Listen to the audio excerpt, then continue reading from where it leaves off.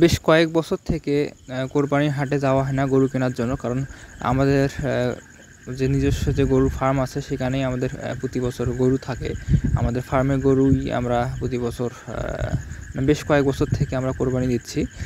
আর নিজেই গরু লালন পালন করে সেটা কোরবানি দেওয়ার মধ্যে সওয়াব বেশি। কারণ যে পশুর মধ্যে আপনার একটু মায়া বেশি কাজ করে, মহব্বত বেশি কাজ করবে, যেটা আপনি কোরবানি দিতে চাবেন না, মনটা চাচ্ছে না, কিন্তু সেটাই কোরবানি দেওয়া উত্তম।